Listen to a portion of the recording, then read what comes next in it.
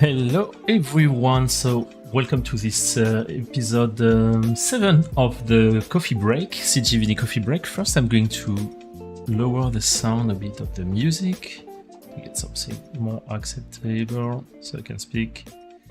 Okay, so welcome to this episode. Today we have a long live stream. It should be around 1 hour and a half, 2 hours, and we are going to talk about Substance 3D Painter and to get all the first step within the software. I assume if you are here is that either you are following me or you are new to 3D and maybe it's the time after modeling where you're looking how to make your object beautiful or how to apply material and make it either realistic, either stylized.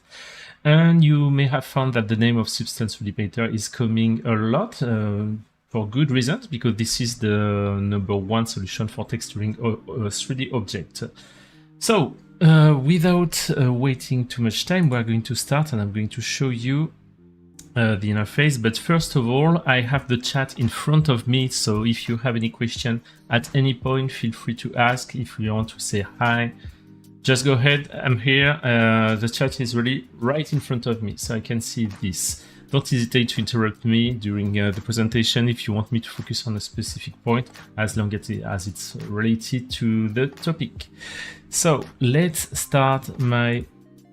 share my screen like this one. So if you launch Substance 3D Painter for the first time, this is what you should see. First, a welcome screen, which is going to showcase you the important advantages of the software. So this is just to get a first teasing. So let's go next directly. Oh, I'm going to close that. And now you have the interface, the default interface. So as you can see, there is lots of panels. In order to be able to present you everything, I'm going first to launch a sample. It's a sample scene that we have, and you can see at the same time that we have this menu. I guess new and open, I don't have to comment what it is. It's easy. It's to create a new project, to open an existing one, or to browse the recent files. And you also have this category, which is open sample. So what it does, it opens this folder and you have like 4 sample scenes that are there by default and that are already prepared to work with. So we are going to open Map, which is a bit our iconic character for the Substance 3D ecosystem. It looks like this, and based on that, I'm going to present you a bit the interface. So the main elements of the UI are obviously this 3D view and this 2D view. This is where you are going to paint. To be clear, Substance 3D Painter, if we summarize in one sentence, it's a software which is made to paint and apply materials on 3D models. That's what it does. It has different tools and techniques to do this. So it's really important to this viewport is where you are going to work most of the time with your either mouse or graphic tablet. For the presentation, I'm going to use a mouse, three buttons mouse, but if you have a graphic tablet, it's even better, because if you have the talent to paint and you are used to use it, this is working with Substance 3D Painter. Then I'm showing you first, I'm going to make a first overview of all the panels, then I'm going to detail them. So this 3D view here, where you can see the 3D object, you have the 2D view where you can see what we call the UVs, which is like the 2D representation of the image, which allows to store the information that you are going to paint on different images. On the left, you have the asset panel, which is also called the shelf, where you have all the potential resources that you can use on your project. I say potential because obviously you won't use all of them for one project, but you can pick between this one, and you can also import more resources, whether it's materials, images, etc. On the left here, you have like a tool menu, a vertical tool menu with all the most common tool that you will use to paint on your model. Okay, I have a message for Samara. So I want some help with Substance. I want to know how to import game-ready normal map from Blender to Substance. I don't think it's directly the topic of this, so don't hesitate to go on our Discord or to put it afterwards under the comments, because I really want to stay focused on Painter. Then let's continue. So we have this tool, and also if you look at the top on the bar, you have like some parameters which are the most common parameter for the selected tool, which is there. Then if we continue on the right, you have a bunch of panels. You have first this one, which is a texture set list. Texture set represents each part of the model. So if I show like this, you see that there is 3 parts. This is different for each model. This is something that you set before importing the model. I will explain you how later on. So the texture set list, which are the different parts of the model and how they are divided to store the information that you are going to paint. Following below that, you have the layer stack. If you know Photoshop, it's the same principle. What we do is we add some types of layer and we add them on top of the other, one on top of the other. And this way we can add information and blend them together, either by changing the blending mode or by adding mask. On the right here, you have the texture set setting, which work with texture set list. So for each texture set, you can define a bunch of properties that we are going to review later on. Below, you have the properties, which is something that will change depending on what is selected, which layer is selected. You have different information. Once again, we're going to review later on. This is a contextual zone, which means that it will change each time you select a different layer. So we are going to, there is 2 types of layers that we are going to see, and you are going to see that the kind of information which is displayed is going to adapt to this. Then it's not, that's not all, because on the right, you have other hidden panels that are there. They are less used, so that's why they are not unfolded on the interface. So first of all, you have like the display setting. So display setting will define the look of the viewports here. So this does not affect your final work. It's really affect how you see the object within Painter, and especially the viewport. It also means that for some feature, for example, you have to deactivate them there. Then below you have the shader setting. So what is a shader? Actually, a shader is the little program that displays your material. It talks to your graphic card, for example, and it will, it's all the information that will manage the display of the material. So once again, you have different kind of shader that you can choose. Here you have a bunch, each of them with different parameters and features as well. I won't get into the details too much, but I will explain a bit later on how it works. What you have to know is in Painter, we mostly work with a rendering pipeline which is called physically based rendering. This is something which is quite standard for few years right now, whether in video games but also in the VFX industry and many industries. What it means, PBR rendering is physically based rendering, and it means that we try to represent materials and lighting the way it behaves in the real world. This way we are closer to real results, and it's way easier to work with.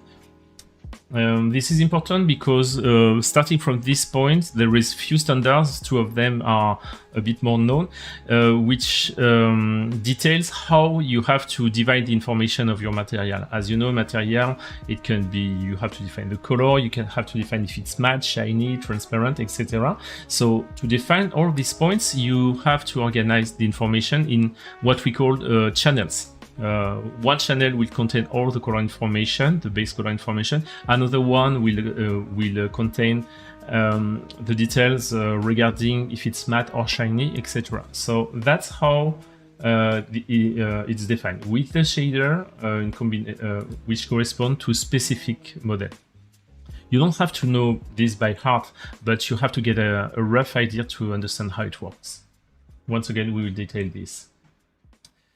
So this in the shader, once again, you can apply, you have some options which can change depending on the shader, and which allows you to activate or deactivate some parameter, some features, but also to define the quality.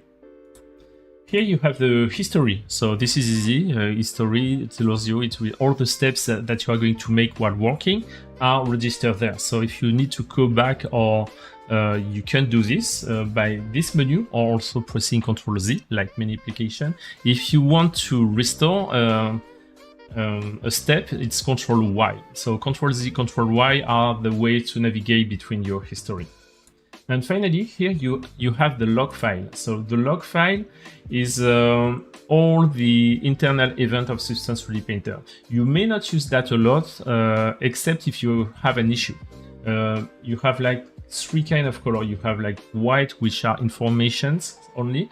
You have yellow, which are warnings, which mean that, okay, there is a small issue, nothing critical, but still.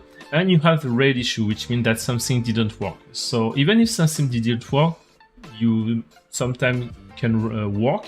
And you may have at the bottom here,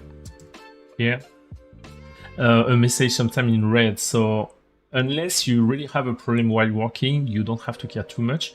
But in case, if you see that, okay, I don't know, the rendering is weird, you can have a look at the log and see if there is a red message to try to understand what's going on. So when it can be an outdated driver, for example.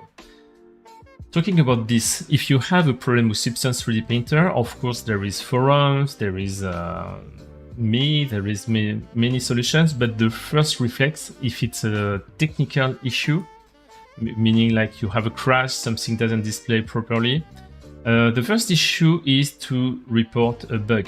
Why? Because our support team is aware of the problem, and they will get some information about what's going on your workstation, which means that it's easier to solve a problem, to track a bug, and to fix it for the next version. So that's the first thing you may have to do.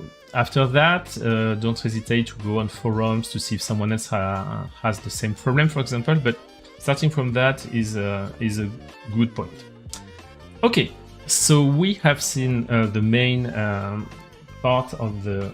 I'm just going to diminish a bit the music here. Okay, we have seen the main part of the UI here. Now let's explore a bit more. So in the 3D viewport, how to navigate. That's the most important part, because while in Photoshop you are painting in an image, here you are painting directly on the model. Here, or you can also paint in the 2D view. Therefore, you have to know how to navigate properly. So in Painter, the most important control is Alt. The Alt key on your keyboard, or Command if you work on the Mac. And as you can see here on the bottom left, you have, when you press Alt, you already have some hints about the potential shortcuts which are tied to this key. So that's a good help. So now, once you have Alt, once you hold Alt, what you can do is press the left button and move the mouse, and you are going to start to make an orbit around your model. If you press the middle button, you are going to make a pan. And if you press the right button, you are going to make a zoom in, zoom out. If you don't have a 3 mouse button, I would definitely recommend you to go on an online store, for example, and buy one. Because if you work in 3D, getting 3 buttons is quite essential in many cases, unless you are working with a graphic tablet. But even on a graphic tablet, now I know there is some pencils with another button just to simulate the middle button. This is quite key in the sense that it will really help you work faster. So yeah, 3 button is a plus. But if you don't want to go and say, no, I want to stick my 2 button mounts, how do I do this Alt middle click?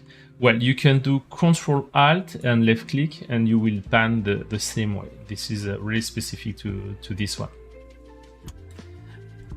So this works here, and this works also in the 2D view. If you go into the 2D view and Alt Alt, if I do left click, I will do rotation. If you want to go back to straight rotation, you may say, okay, how do I do that? You can hold Alt and Shift, and here you will snap. This is also true in the 3D view. If you do Alt, Shift, and left click, you will snap. Then here, if you do Alt middle click, you will pan the 2D view, and Alt right click, you will zoom in, zoom out once again. In my case, I don't work a lot with the 2D view. 99% of the time, I work with the 3D view.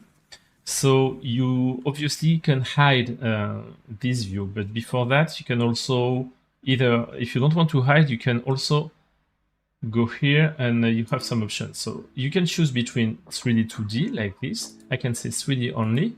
I can say 2D only. And I can, so I will go on in my case in 3D only. And if you move down, you can also separate the 2D view. So if I do open 2D view in window, now you know that I have a separated window. So if you have a white screen or two screens, for example, and you want to see at any time this view, this is possible. You just have to move it and it will work. In my case, I will just close it and we are going to stick into the 3D view. Following on that, on this icon, you can choose between perspective and orthographic. So perspective is like a natural view, meaning that how you will see as a human, meaning that an object which is farther will look smaller. And if you look here, for example, we can see that this hand is looking bigger than the one at the bottom. Meanwhile, the orthographic view is a view that does not exist in the real world. It's a mathematical view, which means that we break the perspective. Everything is as if you see straight right. This is generally, I don't work with that, except if I want to make some projection, because I won't have any distortions which can be caused by the perspective. So you may use this if you want to project on a specific surface. You may use this orthographic view. Hey Altair, nice that you're learning a lot, and we're here for a long time, so you will learn even more. Hopefully.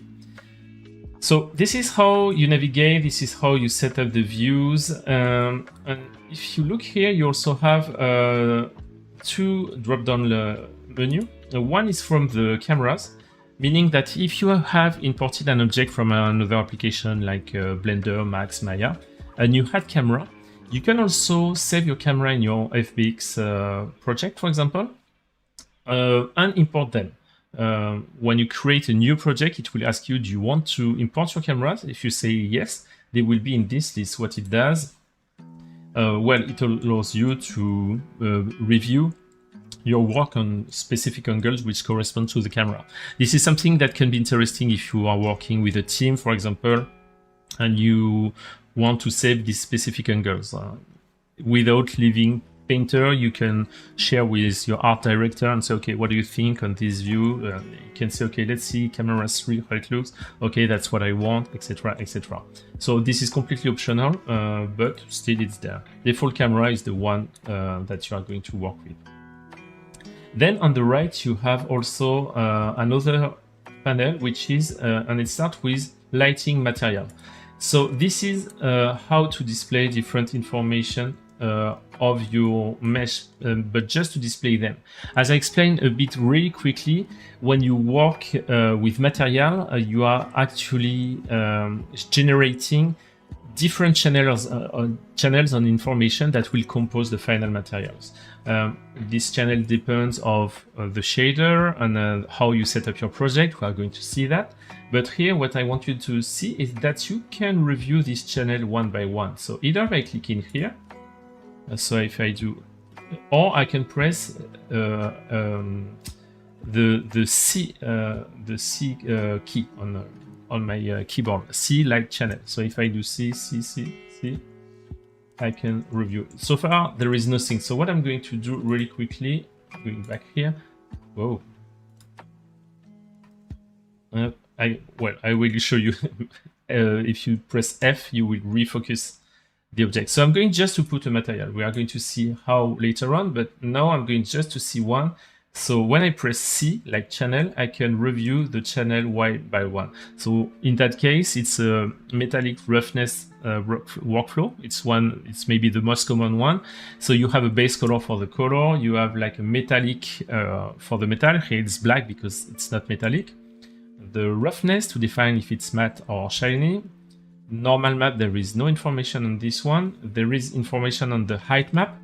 You have to know that if you are familiar with normal and height map, these are made to simulate relief on your object, and Substance 3D Painter automatically converts your height map into normal map. So to see the results, you can see here the height map, but you have this next preview, which is the normal plus height combined. So you get an idea of the final normal map result that you will export. If I want to go back to the material view, well, material, the first letter is M, so you press M on the keyboard, like that. So you have this one. You have other one, which are the mesh map that you can display as well with the big key. We are going to see this later on and see what they are and how we generate them. You have to know that in that case, this mid-map project is already set up, but by default, you don't have this map. You have to generate, and this is the first thing you do when you start a project, actually. Okay, so M to go back. So we have seen this really good. I'm going to delete these two layers, and we are going to both look at the layers and at the asset that we have here.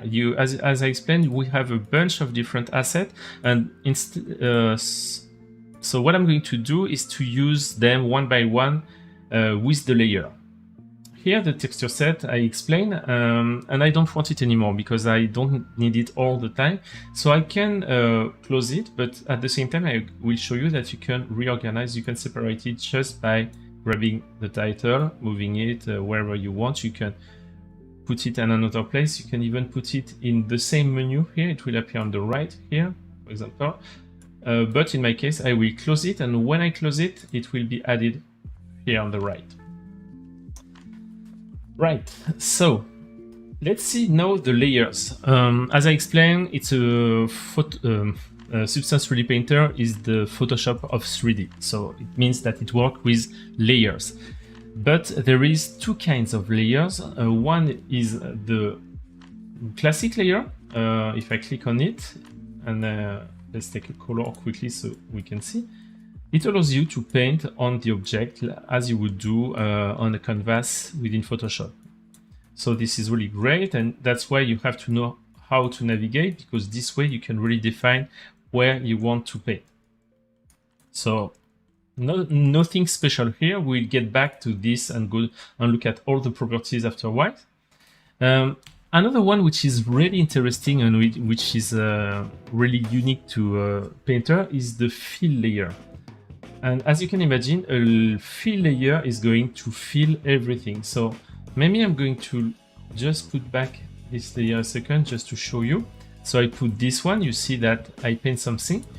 And if I add a fill layer on top of it, well, the fill layer is going to cover everything. Right now my material is white, so that's why it looks like almost nothing happened, but you see that it has covered everything. Let's take a second to see how all this option and what I just did. So as you can see right now, I have two layers. I have this layer that I just painted. If you wait a second here, you see the content of the base color. And on top, I have this fill layer. And you see also the content, which is a blank color. So nothing super interesting. Actually, it's a light gray color. What you can see also on each layer, you have an eye, which allows me to hide and unhide the content of the layer. You also have here a specific place which is for the geometry mask. We are going to explain what it is later on with another object. And you have the blending mode. So this is how it blends together. So let me put another material below, like I'm going to put two materials so you get a better ideas, like this one, and let's put this one. And you can, with the blending mode, choose, here I do with the arrow, how they do blend together. So you have like all the blending mode that you're expecting, like multiply, add sub as well, subtract, lighting, color, etc.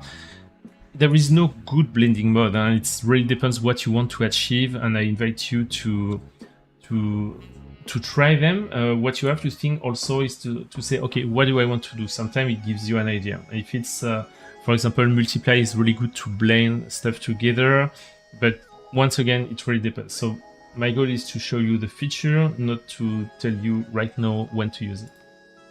You can also define the opacity of this layer. And actually, what you have to know is I say of this layer, but when you paint into Substance 3D Painter, or when you apply a fill layer like this one, you are not painting only one layer, you are painting the different channels that compose the material. So as we say, in this case, we have like this 1, 2, 3, 4, 5 channels that we are painting, and you got them here as well. So here I see the base color, but if I want to look at the normal map, I can go there and I will get the normal map. So now I see the normals of all my layer. This is important because sometimes people are, for example, let's say I'm going to hide this one. I'm going to put the base color like this one, hiding this and this, and I say, okay, I'm hiding. Let's hide my material, and they do this and say, oh, okay, I'm hiding the color, but I'm not hiding the normal map information. I can see that. Why? Because you just changed the color. So you could go here and change and put at 0, the opacity at 0 for each of them, or you can right click here and say, okay, I want to apply this value to all the channel of the layer. So if I do this, now everything is at 0 on my layer of opacity. So you can do the contrary. I'm going to put here the roughness, and I will say, okay, apply to all channel as well. Same for the blending one, you can apply to all channel. Although it's generally you want everything by default to normal mode, except the height and normal map that we want as, but I think it's a linear dodge. Why? Because, well, not in most of the case, you want to keep the relief information that you have created, even if you add something on top. But once again, this is something that you could change into the parameters. So let's go back to our first fill layer and let's look at the option. You see that I have the properties here. As I have a wide screen, what I'm going to do is I'm going to put them here so we can see better while working, like that. You see that I have two kinds of properties for a fill layer. I have the fill properties and the material properties. And we are going, if I go to the layer, I'm going to select the paint layer for 2 seconds, and you see that I have different ones. I have like the brush, the alpha, the stencil, and the material once again. So the only common part are the material. So let's go back to my fill layer and let's look at this. Once again, you see that I have on the top the different channels which are there, which means that for each layer I can choose which information I want to affect. For example, let's say on this one, I don't want to touch the normal. I can deactivate it like that, and you see it disappear here. So now whatever I do on this one, it won't affect the normal map. Here you have like the 4 remaining channel information, and for each of them you have like a general setting. So with this general setting I can go here, change the color, something like that for example, and I say okay, I want a color like this one. As you can see, this is a general parameter, which means that all my material, all the surface is filled with this color. For the metallic on top, this is not a color, this is a grayscale value, so you can go from black to white and set up if it's metal or not this way. I'm going to leave it as non-metallic for now.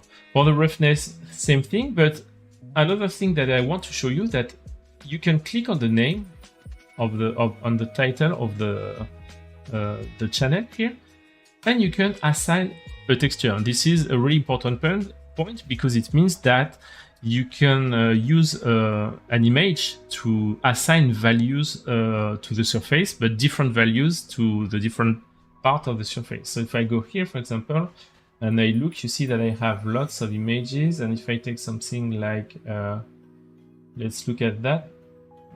Let's see if I find something. I can type here noise, for example. And let's see if I find, okay, moisture noise. If I click on that, you see that now it may be subtle, but I have different kind of roughness which are driven by the image. Like the darker point are going to be shinier, and the brighter one are going to be more matte. And if I look here, once I plug an image, I have few parameters, so I can change the balance. So if I go on the left, the image is darker. So once again, with the roughness, darker means shinier or more shiny. I'm not sure of my English. You can change the contrast as well to get something that you like. The roughness map is an important map, often neglected by people, so don't hesitate to spend some time. Oh, mosquitoes wants to take my blood. Don't hesitate to spend some time on it to get a cool aspect. And once again, you have the height map here. If I by default it doesn't do anything because it's uniform, but once again, if I put something within it, I can get some cool effect. Here a bit stronger, but I can change the balance and the contrast. And maybe what I can do here in this specific one is going to the height here in the channel to control it and diminish, for example, the value here. So if I put to 7, I get something closer to what I want. So that's a really nice way to add some relief using the height map. And as you can see, it's directly converted within a normal map. You can look here. You see it's normal plus height combined, and I have my normal map here. So M to go back. So this is the fill layer. As you can see, I can create doing this and making everything by hand, but we also have a lot of fill layer by default, because a fill layer can be driven by a substance material. And do we have substance materials within Painter? Yes, obviously. So where are they? As I said at the beginning, all the resources are in the shelf here. The shelf is a super cool tool because it allows you to gather all the resources of the software. They are filtered. You can by type, and the first type is materials. If you hover it, you see material. What we do mean by materials, we mean substance material, which means that all these materials have been made previously either in Substance 3D Sampler or Substance 3D Designer. They come with different parameters, depending of what the artist has exposed, and you can use it pretty easily. And when you add it to your project, it's generally added as a fill layer. So let's see how to do that. There is, I think, 3 or 4 ways to add a material like this one to your project. So I'm going to hide this at the moment. And let's take like this one, for example, stylized natural ground. Maybe I imported it before. So to apply it, the easiest way is the drag and drop. You just choose the part, and at this point you can even choose one of the texture set, but we are going to stick on the head at the moment, and you drop it, and it will be applied directly on the head. So just making this drag and drop works. Control Z. You can make the same thing, putting it directly within the layer stack, which has the advantage of allowing you to place exactly at which position you want to place it. If you want to place it below my fill layer, you can. Here, for example, it's here, but it's hidden by the fill layer on top of it. Another cool way to add it. First, I want to explain you how to avoid an error. So here you see that I have my fill layer selected with what I've created.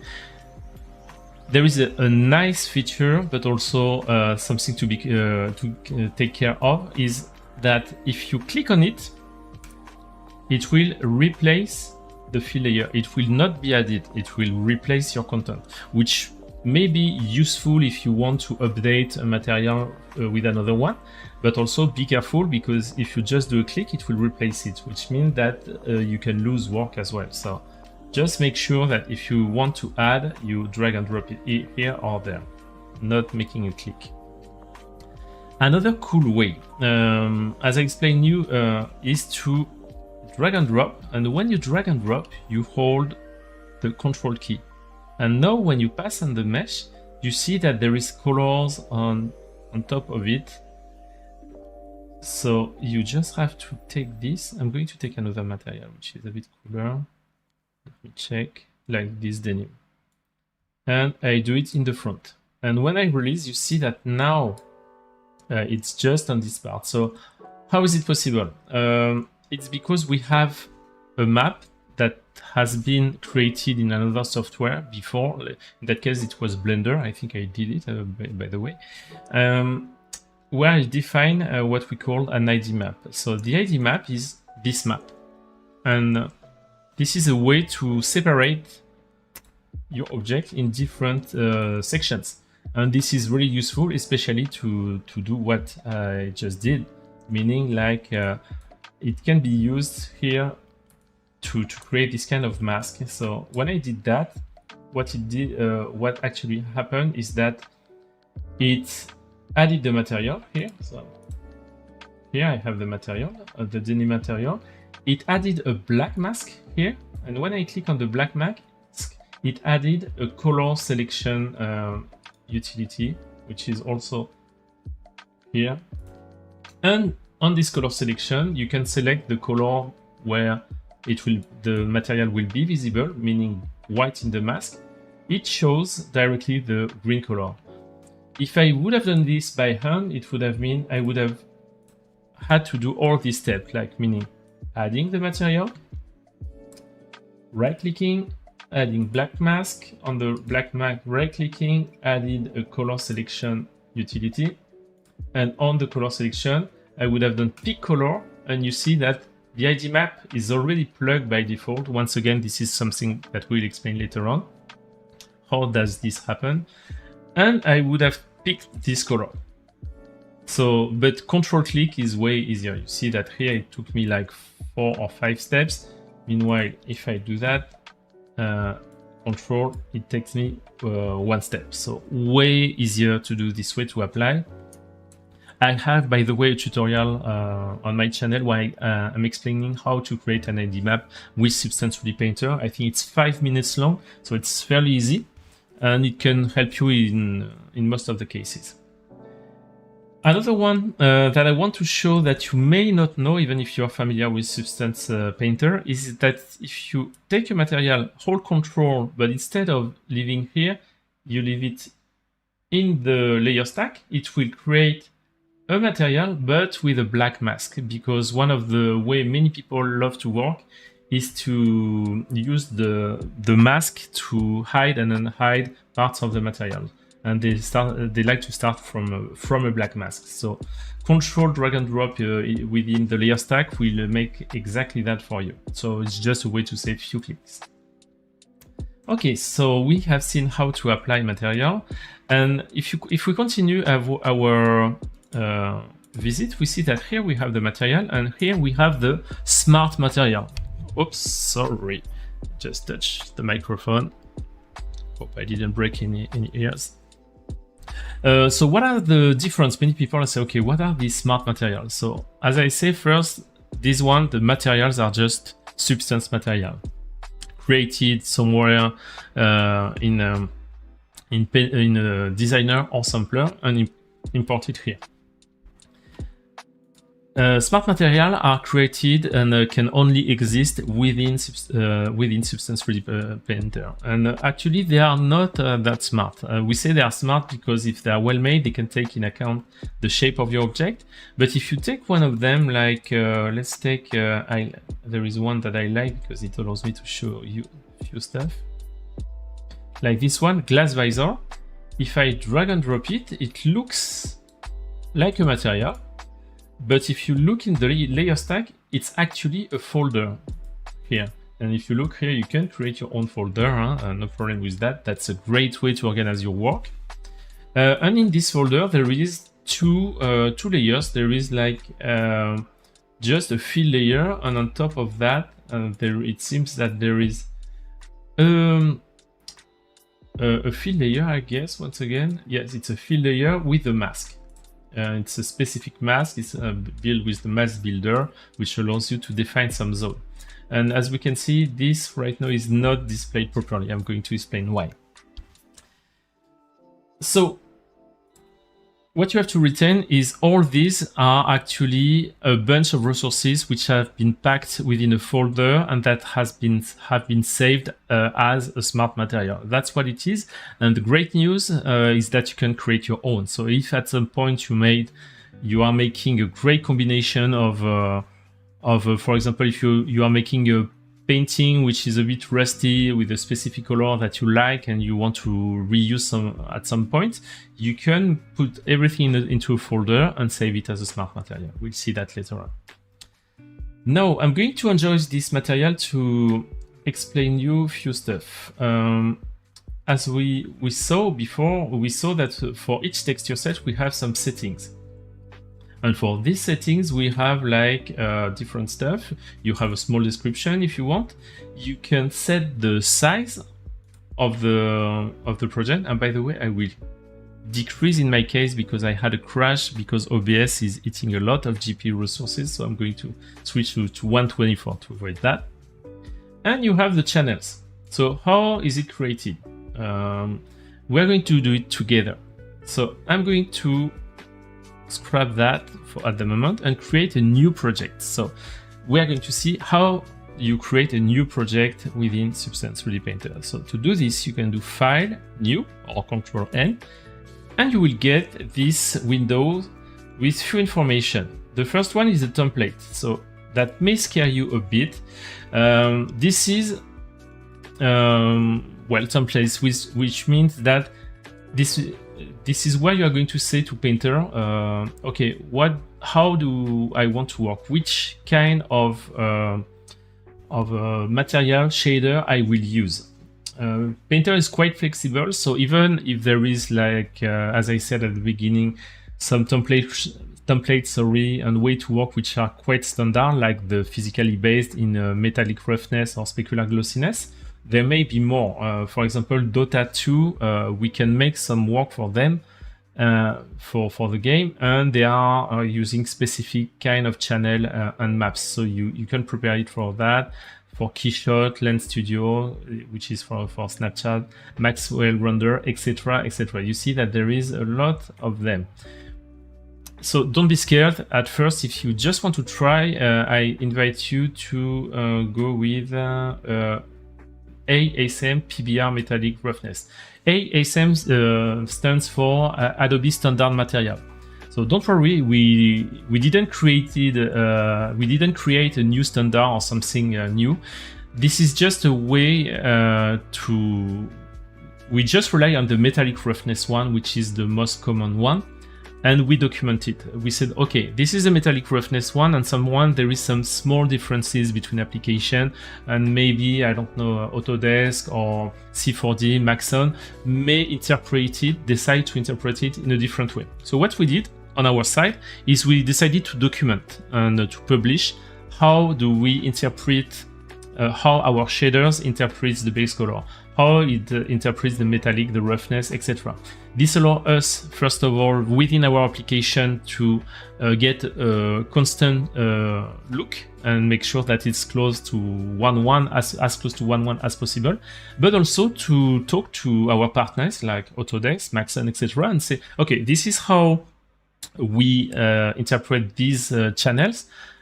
So if you want to interpret the same way, you can, or if you want to take this information and take and adapt it so it looks the same, this is how you can do. At the end, it just help for interoperability. But now, if you are scared, just take the first one, PBR metallic roughness.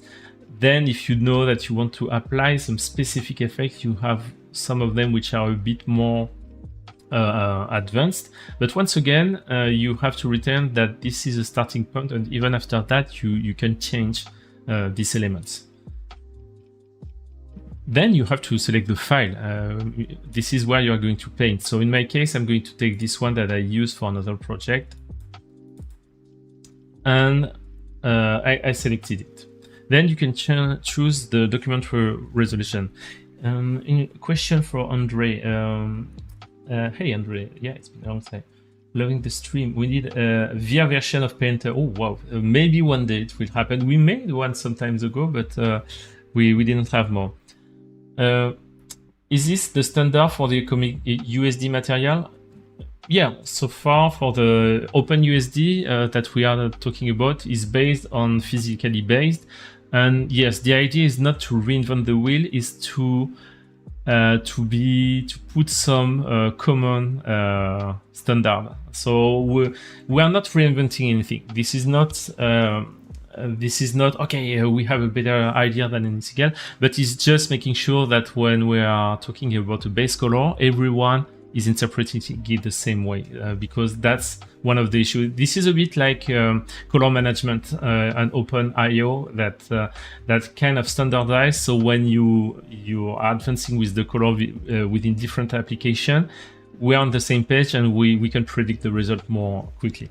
Another question from Will. Vinny, I've been using XNormal for years doing photogrammetry. I've got good CPU and XNormal is very precise. But are the substance baker more accurate now? Actually, we are always improving them. So maybe you can tell me, because I honestly don't use XNormal.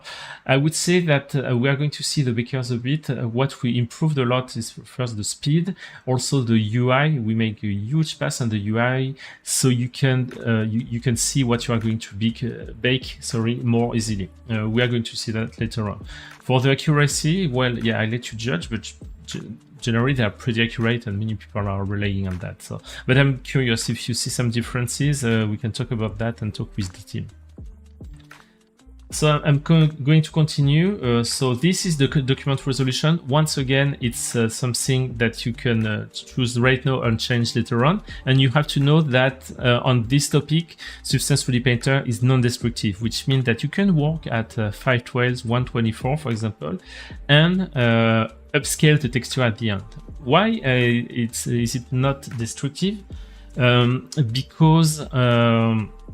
Because what we are storing are not the bitmaps that you are painting, but all the brush strokes plus the material plus the camera angle that you are making at any point. So when we upscale to another resolution, we just reproduce all the elements with all the resources that you have been used. So that's a great way, and that's pretty unique to the Substance Painter. Compute tangent per fragment, you can't leave it on. It's something important for Unreal Engine. And DirectX OpenGL, it really depends where you work. Generally, most of them are DirectX, but for example, Blender works in OpenGL. So it's really up to where you are going to work. Use UV tile workflow. So we won't spend a lot of time on UDIM right now. UDIM are a way to store texture, more information on different UV tiles. So if you have an object, you know it supports, it's based on this, you will click on that. But if not, you can leave it as is. You can decide to import in camera. If you don't have any UVs, you can decide to auto unwrap. Watch out, because if there is UV and you click that, you will overwrite your UVs, then you can import baked map in case, you can set up the physical size, etc., etc. And color management, we were talking about that a bit, you can set that up as well. I'm just reading, I found the substance normal and AO Baker in Painter are soft. Yeah, the best will is to try. As I say, I don't have any comparison point on my side. So I have the good template. I put my asset. If I do this, I won't save matte right now. I have now my material, my objects ready to paint. I already have by default, and this one is a bit easier because I have one texture set. So I'm going to stick on it for a few seconds because that may be the best place to show you the baking, the bakers. First of all, let's take a material like I'm going to take something which is using edges, like this one maybe. Let's look at that. Oh, let's see this one. For example, it's not really related to the object, but you see that here it's a painting material, and you see that in theory there is edges which are where in the edges you see the metal a bit more. But if you look at my object, you see that it's not the case at all, and I would say that it's something pretty common. Many people are telling me, I don't understand, I followed a tutorial and it didn't work. So why? For the reason is because you didn't bake is there a way to super chat with the domination? No, but you can put me a heart icon in the chat and I will be happy. Thanks a lot, Will. So why? It's because actually the information map are not baked. If you remember matte, when I did that, you see that the mesh map, I have normal world space. So here I can see that if I look at them, I don't have any information there. There is no information about my object. And this is the issue, because something that you have to understand is that by default, the Substance engine, which is driving Painter, does not see the object. It displays the object, but it does not see directly the geometry.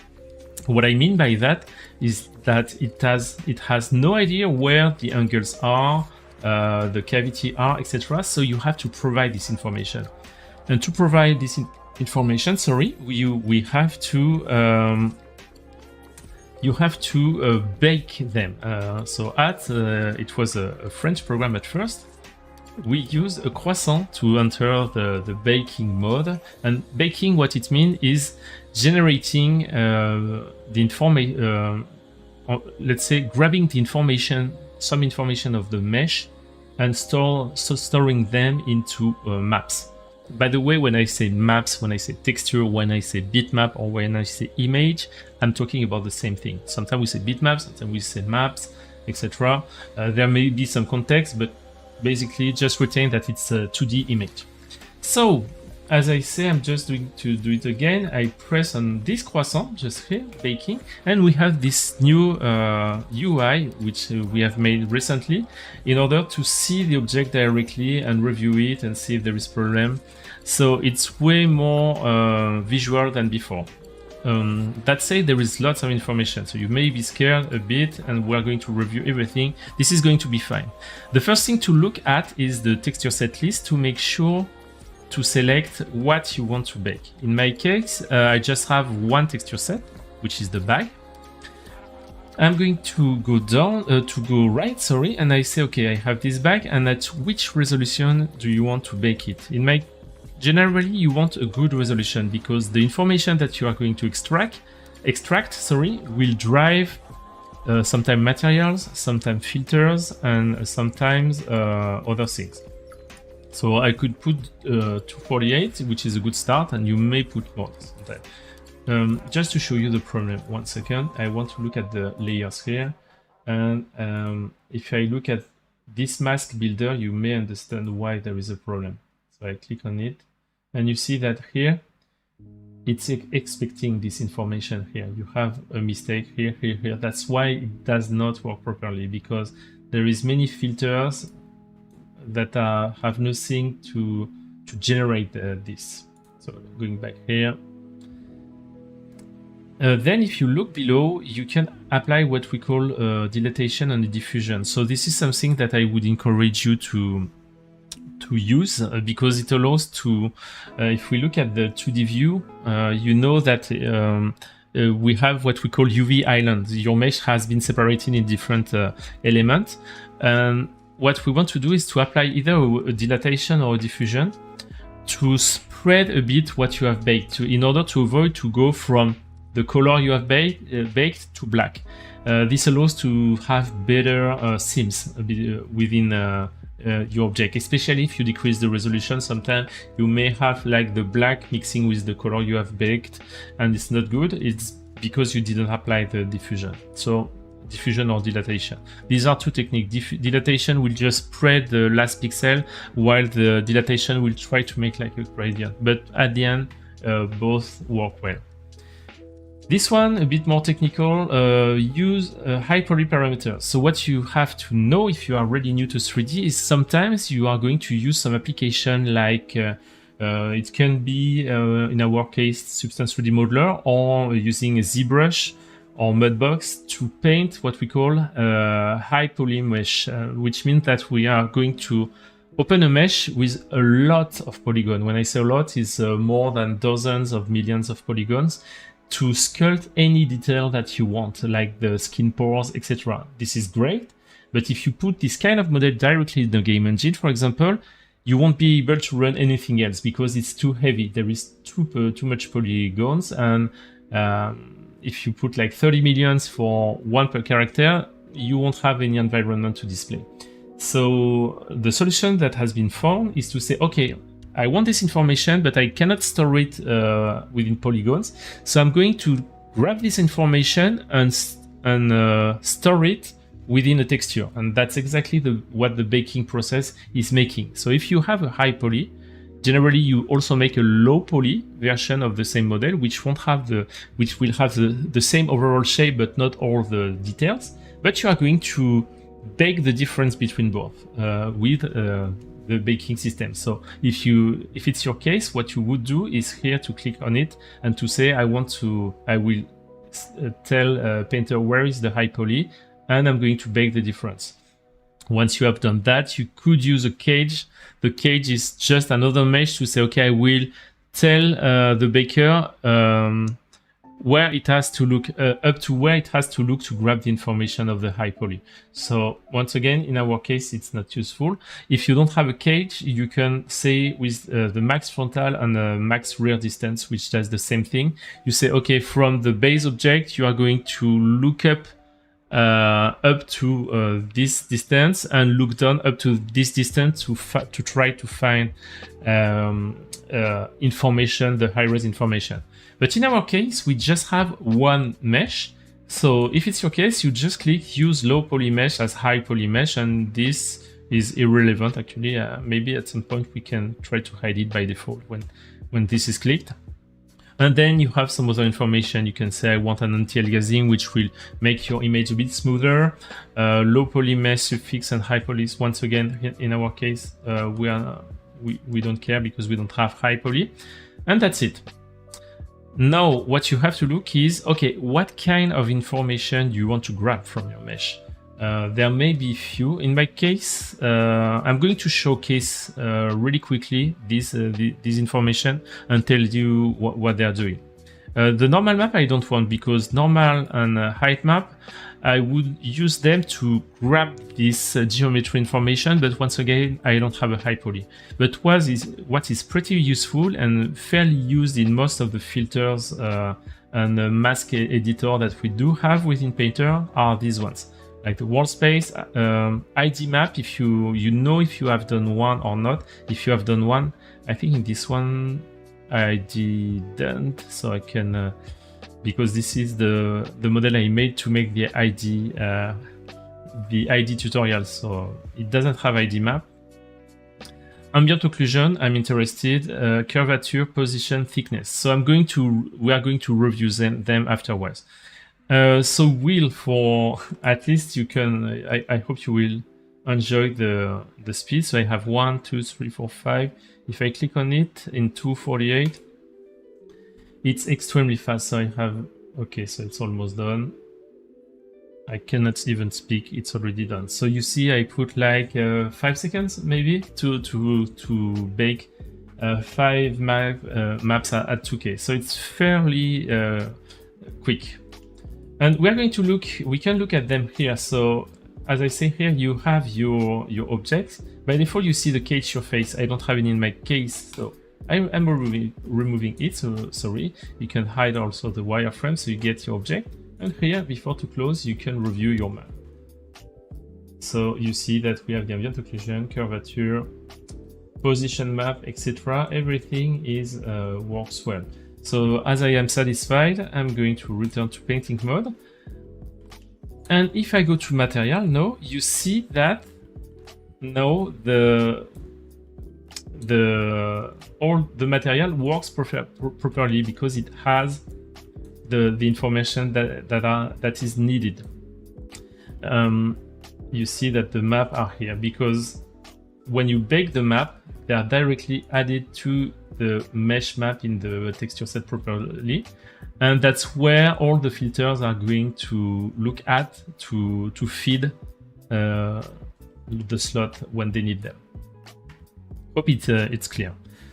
Let me check font is the I'm looking at your question, Will. Can you explain what an ID map is? It seems so simple, but I have never actually had to use it. I'm going to do this now. So first of all, I'm going to show all the map that we have here. Or you know what? Let's go back to. I'm going to close this example and we're going to load mid map, which has all the map. So an ID map is this. So we're going to review all of them. So I press B, and the first one that I have is the bent normal map. This was is a bit technical, more specific, so I won't explain it now. It can be used, this one, to improve the reflection, I think, in a metallic object, but it's not the most used, honestly. Opacity, well, it defines if your object is transparent or not. Quite fairly easy. Normal map, here there is no normal map information.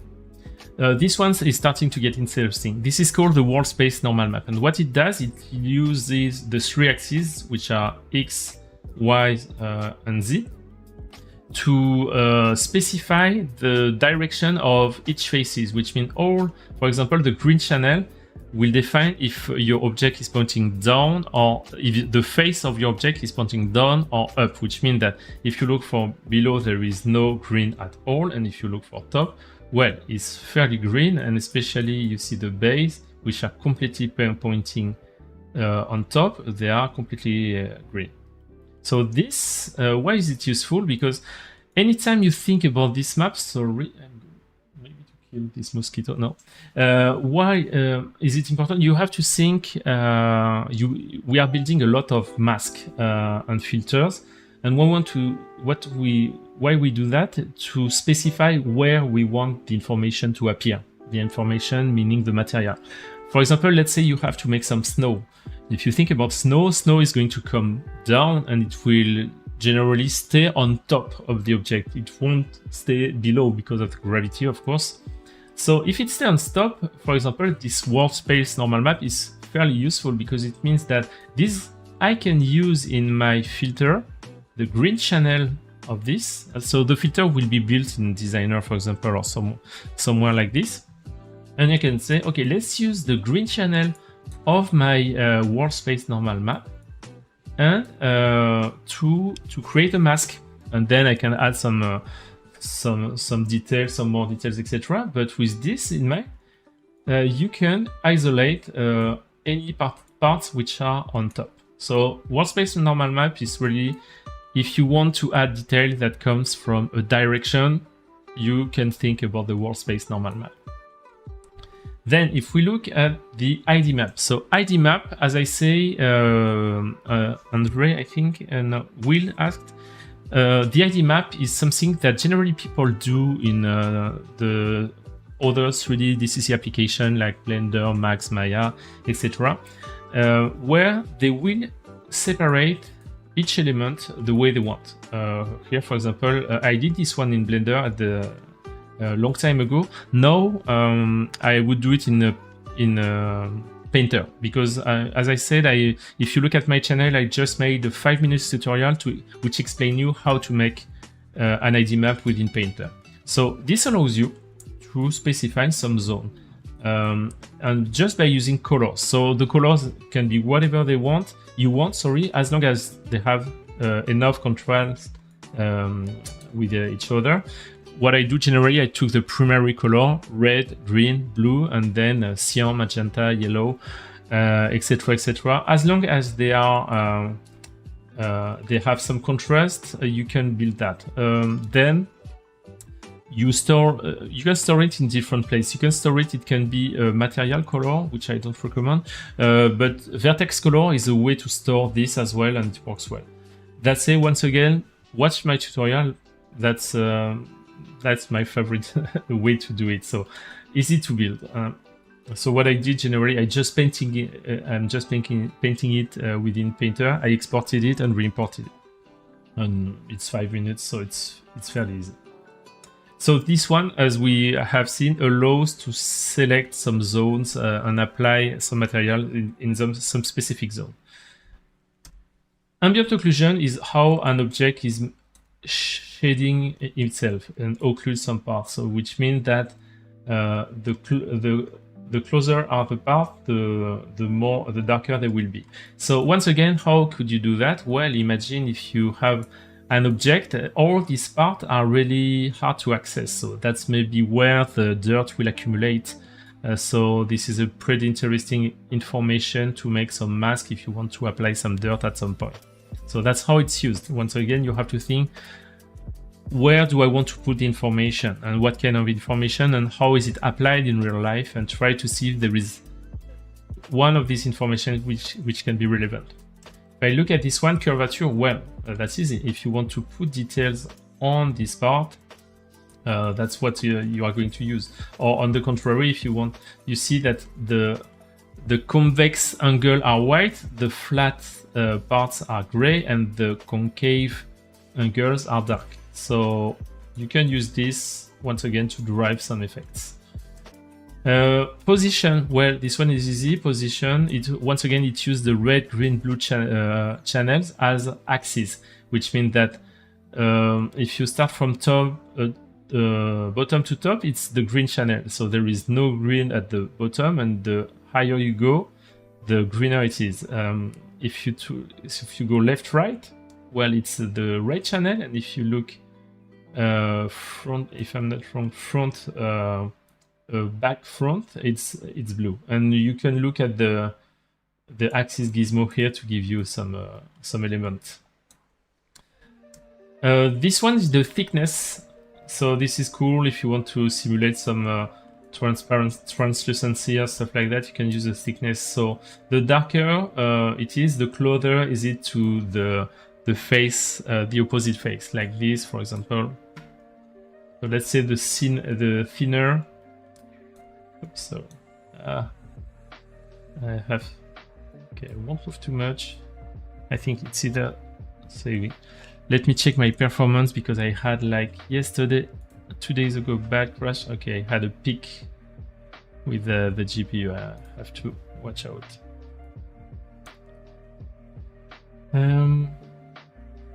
So yeah, with this, the thinner, the darker. So once again, you can use that to simulate some effect.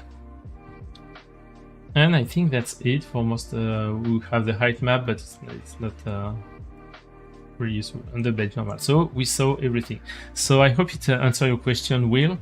Unwrinkling, if I'm not mistaken, it's just a mask for each object by color. That's exactly. You can think of it as a way to store multi-mask. Okay, so we have seen a lot of stuff, and once again, now that I use that, you see that as I have this mask, I'm really scared of Painter. I'm just going to diminish TextureSet. Okay, I'm going to pass to 48.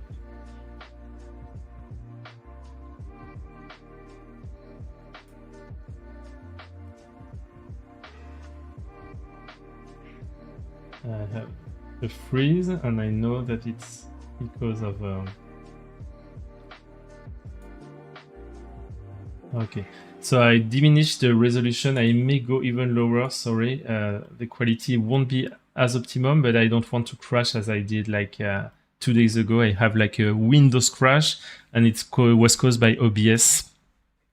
Okay, so now we have seen lots of things, and I want to go back to the layer, and I'm going to get back and put like a material like this one, for example. For example, it's not by default, this one, it's one I took from Substance 3D asset. And I'm going to push a bit. Here, if I go to shader setting, I can push what we call the displacement. Because here you see that it's rocks, but there is no volume on my object. If I go there, I can go to scale and push a bit the displacement like that and get some volume. So it's a bit more beautiful.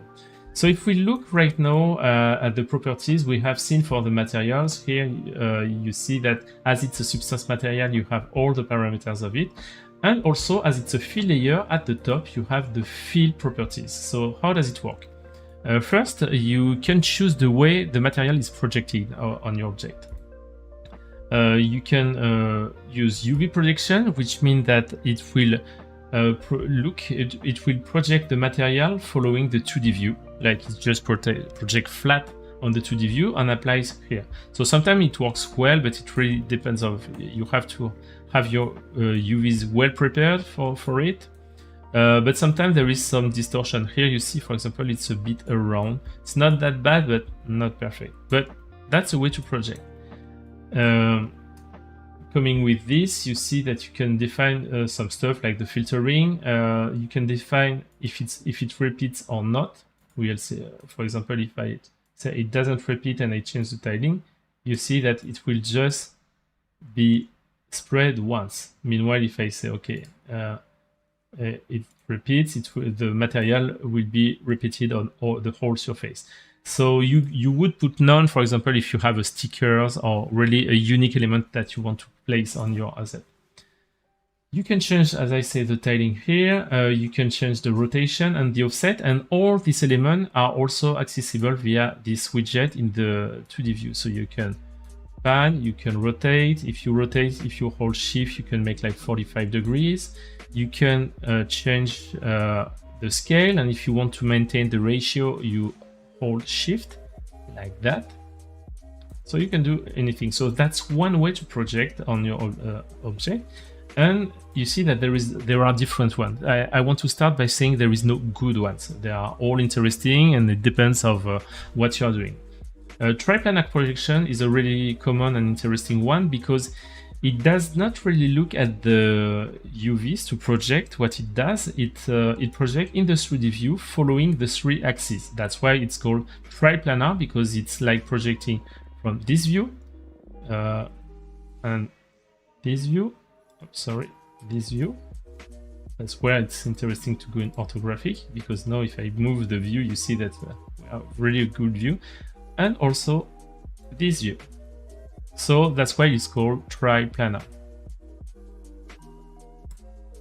While we had a widget in the 2D view, here the widget is in the 3D view. So you can move it here, you can move this way as well if you select both and adapt. You can change the widget. If you do W to do some translation, you can do E to do the rotation, and you can do R to do the scale, like that. So fairly easy. If you want to hide the widget, it's Q. If we continue the projection here, oh, by the way, you are going to see that if you look at the scale, you have tiling, you can choose also physical size, which means that if your material has a physical size which is defined, you can apply it and it will look at the size of your object and make sure that that it fits properly. This is pretty interesting in many industries, but it's even it's almost mandatory in industries that are going to make real objects like fashion, industrial design. This is fairly useful, honestly. So if one day you make a material, try to define the physical size. It will help define the person who is going to use your material. Yeah, and reclink like a polygroup in ZBrush. Yes, actually you can do ID maps from polygroups in ZBrush as well. That's a way to do it. Let's continue. We're going to review that. You have a planar projection. Well, this one is projecting just following one axis, so it can be interesting for a wall, for example. You have like the spherical one, well, which can be useful like this for spheres. To get something sphere planets, you have to, it can help projecting information. You have the cylindrical one. If you have like, oh, I don't like this kind of like, let me close and reopen this card, and I'm going to reopen it, just making sure that it's not one memory which is saturated. Once again, I had this extremely bad surprise. Okay.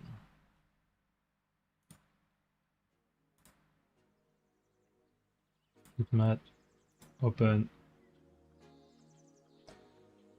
Directly change to 124 and re-putting back the material and changing the displacement to something more acceptable. You have to think that the displacement that I'm making here is just for Painter by default. It's not within the model. It can be changed somewhere else. Okay, so we were at cylindrical. Cylindrical, it's if you have like a bottle, a sticker to put on a bottle, for example, that would be perfect. And the warp, it's a bit special. This one is going to follow the surface. Like you see this big stuff here. Actually, you can move it with this one, this surface tool, which is way more interesting to move. Once again, to place a sticker, it can be extremely useful. And talking about that, I'm going to show you how it would look from here. For example, here I have a small bullet impact. It's not exactly material. It is a material, but it's more a sticker. So how to place that on an object? So let me hide this and take this one. So if you place on it, it will place everywhere. So that's not what I want. But if you place on it and hold Alt, you see that now I have this kind of helper to place the object. So now if I place it on it, you can see that I can see it directly here. There is even another one, this one. So Alt, place it.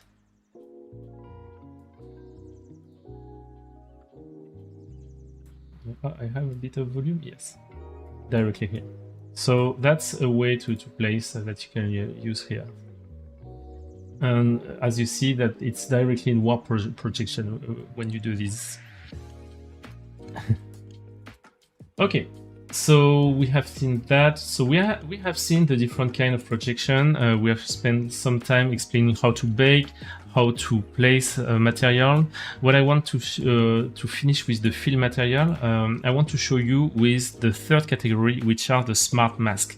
So like the smart material, smart masks are just presets of masks that has been saved and that are pretty helpful. And once again, you can save your own. So I'm going to show you how to save, to use a smart mask, how to make a smart material, and how to make a smart mask as well.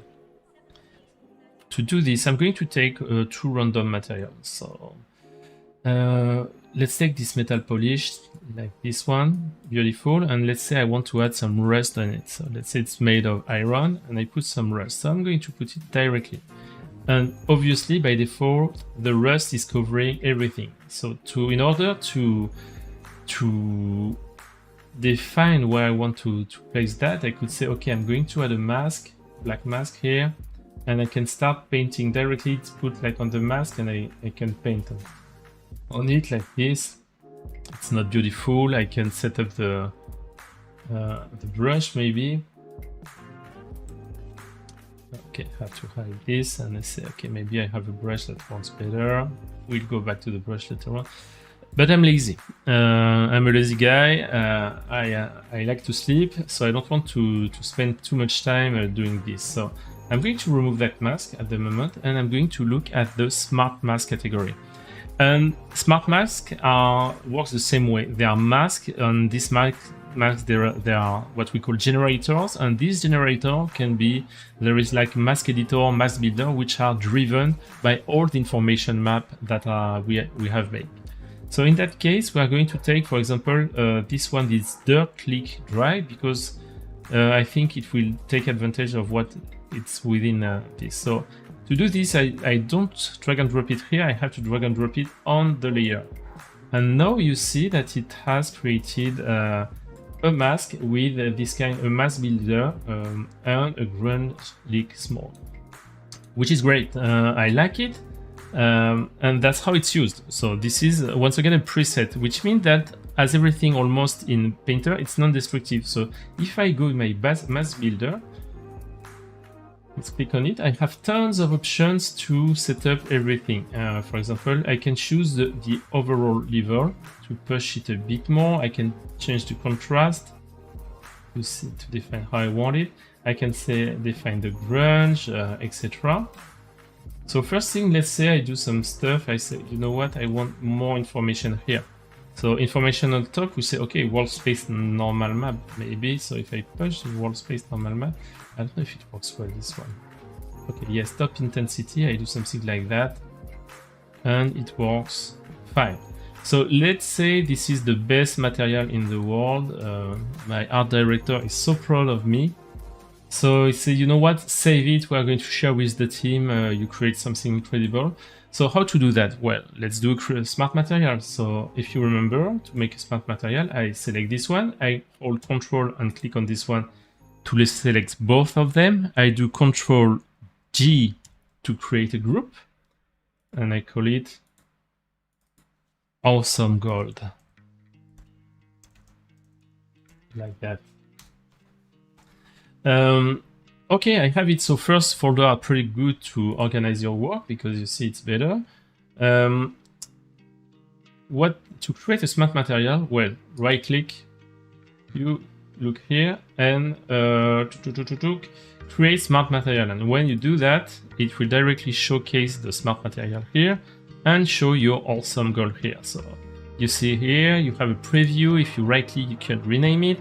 You can export it to share your work with a team, for example. You can change the preview if you have a specific one, and you can also delete it, but I'm not going. So now, this is great, and my art director says, you know what, this is great, but what is really great is your mask. And maybe we want to use it in other materials. So no problem. I didn't paint anything. This is all driven by my mask builder and the mesh map, which are specific to this mesh, but that will change depending on the mesh you are going to use. So to do a smart mask the same way, I go to my mask here, right click, here, create smart mask, and you save it. And here you don't. The name is a new mask, so you have to put another name by default, but then you can reuse it on another object. That's how you create smart materials and smart masks.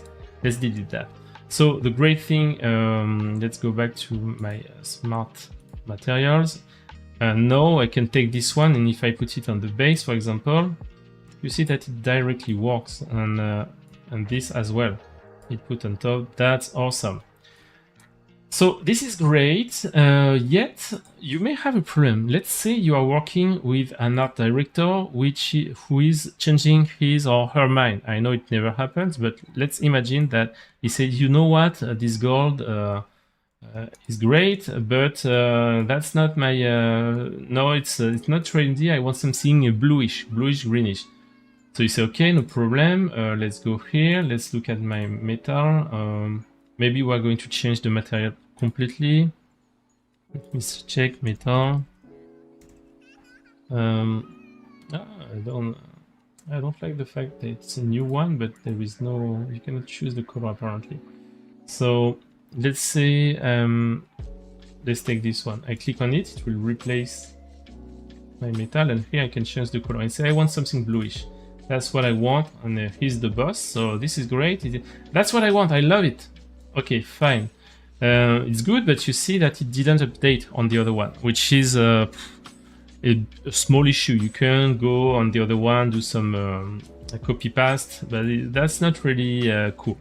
So even if smart materials are useful, I would say if you are working on the same scene, there is another way. So let me go to the other texture sets.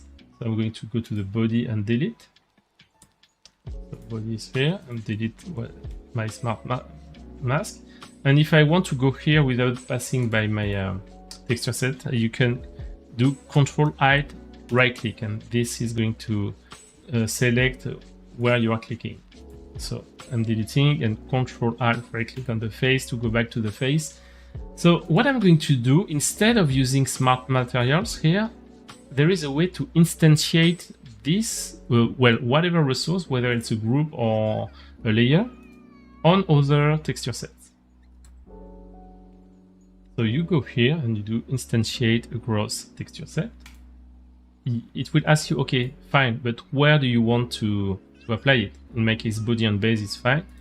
And when I do this, not only it applies it on the rest of the mesh, but if I go here and change the color, let's say my art director changed her mind once again.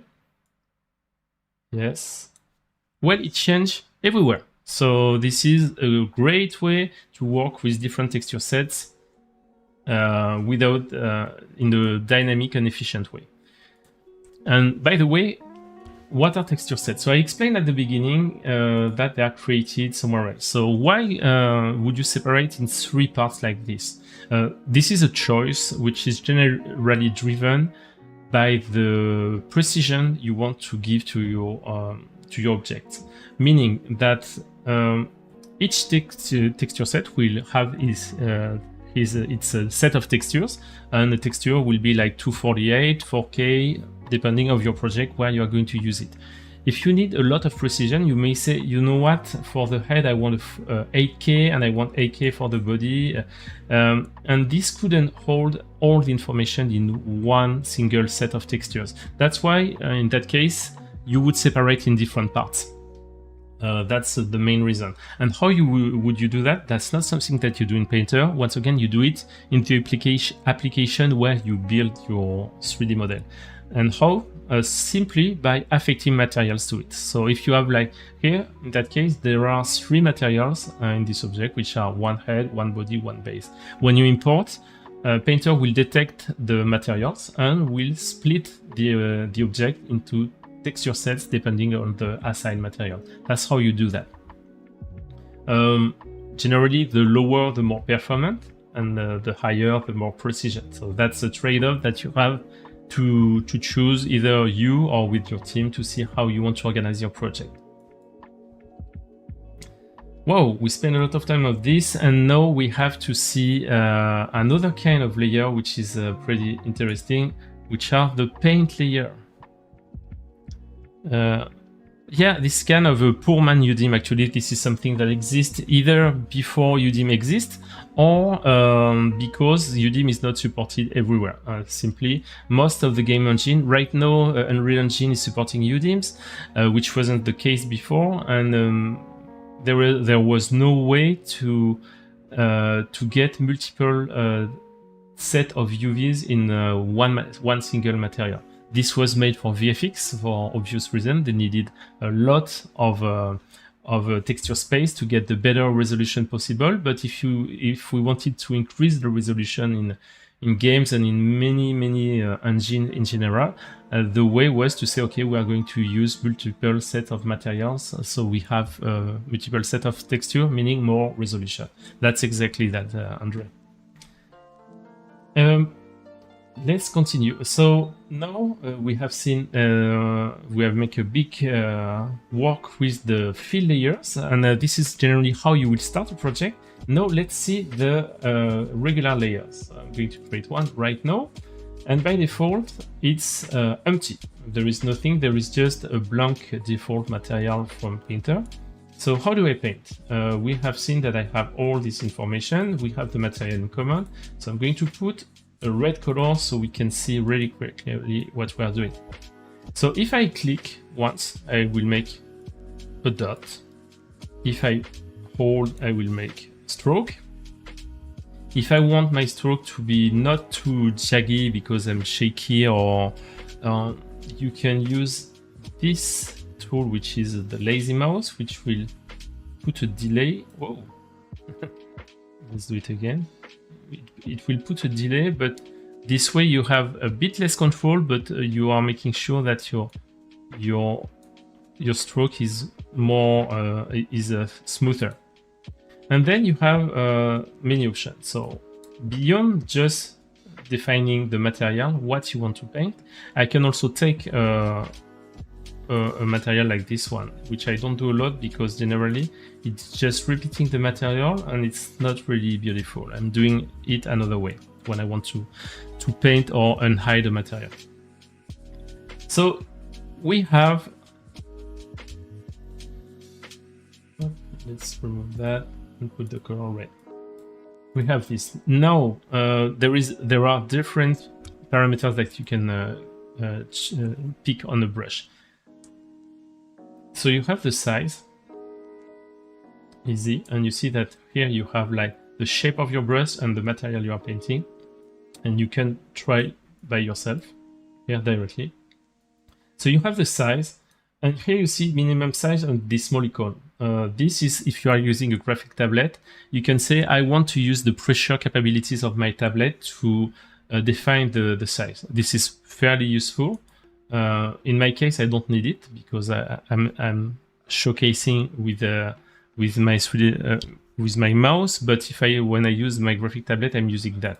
And when applied, you can also define a minimum size, which will be a percentage of your size here. So the more you press on your tablet, the closer you will get to the maximum size you have defined. Then you have the flow. So the flow, it's something that some people are a bit confused sometimes between flow and opacity. First of all, you see that you have the same thing. You can define a minimum flow when you are using a graphic tablet. So what is it, a flow?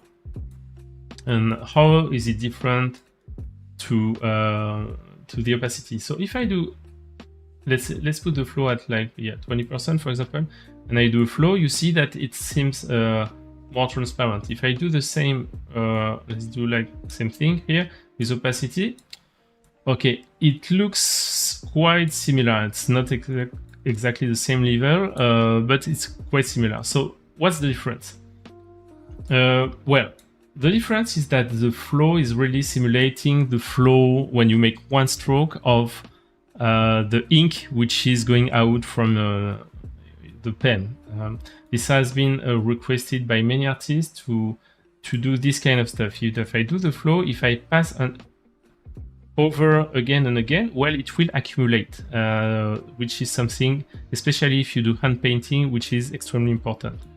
So you see, it's accumulating. If I do the same now with the opacity, it will not. It will remain the same unless I release and I go on top of it, then it will accumulate. But if you want to do hand painting, simulating, for example, watercolor, this could be useful to play with the flow rather than the opacity. So I hope it's clear. All these parameters, by the way, you have a quick way to get them here. Size, flow, stroke opacity. And also if you play with if you hold the control button and you do either click left or click right, you can do some change the angle. So I invite you, because it's like control left click, up down, left right. You will control the flow and you will control the angle. And if you do control click right, you do up and down, you will change the alpha hardness, or you will change the size. Generally, it's more this one that I use a lot. Control right click, left right. They are not easy to remember, but they are quite useful. Okay, so I changed the flow. So let's put back the flow and change the size to something like that. And the angle, I put this. Okay, so all of this is are the basic control, and you can add some jitter, which means like you can jitter everything. First, I forgot the spacing. Sorry, the spacing. Well, it will. You see that it's your stroke is composed on a huge amount of points that you can space. So right now, if I paint, you can get something like that. Let's continue. You can do follow path. We'll see that later on, and you have what is called this. I'm going to do like this. The jitter, so size jitter, you can, which means that it will change the size randomly. You can change the flow randomly. You can change the angle. We can see it because the alpha is round here. And you can change. No, I don't like that again. And you can change the position. So now, if I paint, you get something unique. Talking about that, you can spend a lot of time. You have the alpha. This one is interesting, by the way, because let's change the spacing to 0 and remove the jitters. 2 seconds. And the alpha is something extremely important, because this is what will maybe define the most your brush. Meaning that's how the ink is spread. Applied on your model. So let's make a click like this one. You see with this alpha, I'm seeing something simple. I'm going to take another one. If you want to take something like this will make a stamp. And if you want to take something more organic, like this, you see that you can have something extremely different. So the alpha is really going to add a lot to the type of brush you are going to make. Really important, of course. You are going to define all of this yourself. You can play with all these parameters, the alpha, the parameters, and create your own brush. If you are satisfied with one of your brush, you can right click and say create brush preset, and it will save all your parameter within the brush panel here. And I'm going to show you right now the brush panel, because these are hundreds of presets that you can use here. Thank you very much, Maria Angelica Barrientos. So if I continue, I can take a brush like this one and paint on top of it, and you see that I have an effect which is completely different. And once again, I can tweak it again if I need for my needs. But you have like a lot of them that will give you different effect. And by the way, we have also Adobe APR, I think ABR brush. It's supported, so most of them are for them. So that's a good point, having joined Adobe. Now we get access to all the Adobe brush, almost all of them. So this is how you paint. And now there are if you go below, there is the alpha. There is also something called the stencil here, which allows to, what it will do is to put a mask on top of it. And let me select a brush like this one. And now if I paint, it will follow the mask like that. So this could be, I don't use it a lot, honestly. If I want to remove, I just do that. But this can be useful to project some details from a picture, for example, or if you have a face, you want to make some stuff. Even if right now for this I would use the projection wow, but still it can be useful. There is a way to move it, to scale it, but I have to ask to the team because I forgot the shortcut. Let's do that. And yeah, and that's it for the stencil. As you see, we have seen a lot of stuff. Now, if I paint here, you have also some tools which are useful on the left. So we have seen the paint. If you look at this, you have the physical paint. So what is a physical paint? It's also called particle brush. So I'm going to show you one. This is something that has made Painter famous. It allows you to paint with particle on your asset. So if I do this and just paint, it will spread out the painting based on the particle that you project. And on the parameters, now when you select a physical brush, you have all the parameters to define how the particles behave before to be applied and when they are applied. So lots of things to do. generally, if you use it,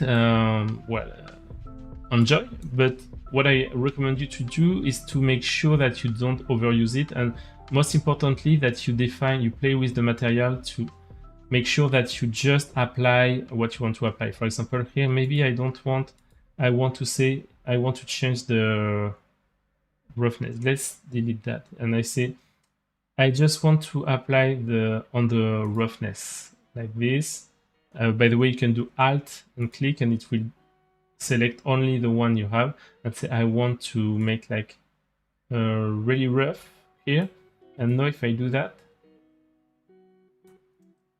I don't know if you see, but it's just applied on the roughness, so it's more subtle. So it can be really good to age or weather an object.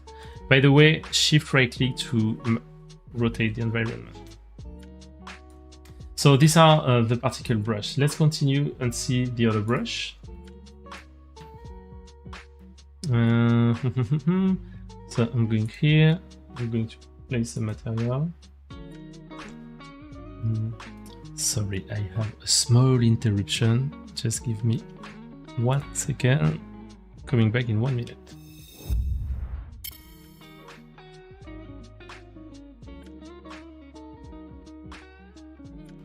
It was fast, it was 5 seconds.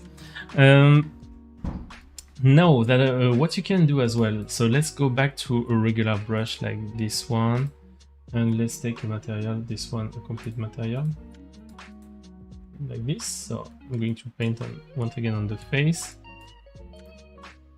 like that. I have yeah, wonderful.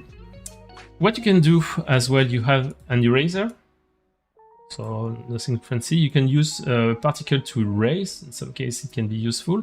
This one is pretty cool. We're going to see it after in a moment. Before this one as well. Well, this one I can show you. It's it allows you to paint by projecting a material. So to fix some seams, it can be useful. Let's say, for example, that I have like a material like the one we used before, like this one, for example, stylized wood, and I made like a triplanar projection, and I like it, but I want to fix a bit the way it applies here. So what I would do, actually I won't use this one, I would use a paint layer, and I can use in the paint layer, and here I am in projection, so I can choose a material like once again this one. If I'm not wrong, I can rotate that, but I think I forgot how actually I can do it. No. What I would like to do is to show that I can rotate this, but you can paint directly here, showcasing. So you are actually projecting the material on top of it. So not perfect, and I really have to find there is a way to directly rotate, scale the projection. I have to find how. So that's how it's used. If we continue, you have like the smudge tool, which allows you to do as if you were pushing with a finger what you have painted, so it can be cool. You have the stamp, pretty useful, not really intuitive because it doesn't tell you how to define the point, and actually it's the V key. If you press V and click, now this is your reference, and if I paint here, you see that I'm going to paint and repeat the process. Be careful, because this is the point reference is taken in the camera context, which means that if I turn the camera, you see that the point reference is still using here. So that's not it's not possible. That's cool. Can you adjust the scale according to the camera zoom? Yes, you could do this one, but still there is a way with the projection tool where you can really play with the zoom, scale, etc. What I will do, I will ask to the team and add this to the comments afterwards, so we'll get this. So yeah, this one is nice, yet you really have to remember that it's camera contextual, so it's not 3D contextual. Hope this will be improved one day. This is to send your model to other application. We may do this at the end. This one is to go to Substance Community Asset, and this one to Substance 3D Asset. And you have the resource updater, which is a great one. I am going to show it after showing you the 3D Pass. So the 3D Pass is a really cool tool that has been created not a long time ago. This is this one. And what it does, it's a bit like in Illustrator. You can create some path like this one by clicking once, twice, three, and you see that there is a white stuff and a blue line. So the blue line is your path, and the white stuff that you see is actually the current material. So what is great about this is that it really adds to the non-destructivity of a Substance 3D Painter in a way that first you can edit the point at any time. You can change here, you can move the position, you can add another one. If I double click on a point, sorry, I can make it straight or curvy. So this is extremely great. But what is greater is that you can also change all the parameters that you have here. So I can go here and change the size of the curve. I can change the spacing of the curve. I can even take a preset here and apply it like this one, for example. Oh my god, that allows you to make like crazy interesting stuff. You can also go to your material and say, you know what, I want to apply this material, and now you have like a goldy stuff. So that honestly, I love to play with that. And for example, this is something that my colleague Valeria inspired me to do. So this is the base color. Let's take a gradient. There is one to define a gradient. Oh, sorry. Gradient, yeah, should be fine. Like this one, for example. And now we take, for example, this one, and you see you can make like some crazy design. And once again, you can treat everything. We also made some specific tools, and I will explain you at the same time what is a tool. So if I do a right click, we have seen that we can save a brush preset, which will save the brush. We can save a material, which will save, well, the information of the material. And you can also save here, let's grab a tool, which will save everything here. So it allows to make like lots of stuff. So we made some specific tool for this, and one of them is made by Guillaume, which is, for example, the top. Sorry, I'm touching my microphone. Top stitching, this one, which will create some stitches for you. So I'm going to diminish the displacement like this, and now you have some great stitches. So if you're working in the fashion industry, it can be great. And as Guillaume loves to make things right, he added a lot of options. So you can choose the category of stitches, you can choose like double stitches, triple stitches, zigzag, etc. You have a bunch of options. It's incredible, and it offers you a lot of parameters. So Andre is asking, can you change the parameters per point? Yes and no. You cannot change everything per point, but what you can do is you can indeed select a point, and by changing the pressure, you are going to diminish either the size or the flow. And this is controlled by the paint pressure here. So if you activate the paint pressure, you can define this point, this for you. So not directly here, sorry, you have to define the pressure of the point, and it will define. So maybe in the future we'll have some more parameters, but what you can do is to do, oops, sorry. If I do escape, you see that it's not selected right now. I can create another curve. So by default, it will take the same material, but if I want to change, I made what, for example, this one I made, painting shot line. You see that I can have on the same layer two paths with different materials and different parameters. And to pass from one to the other, you have to do escape and select the one you want, like this one, and then you can continue to edit it afterwards. This is a really powerful tool. So I really invite you to work with it because it's, to iterate, that's a great tool. Another one that I didn't show is the polygon fill tool. So let's show me it. This is this one, but we're going to use it with a material like, let's use that. And let's say I want to put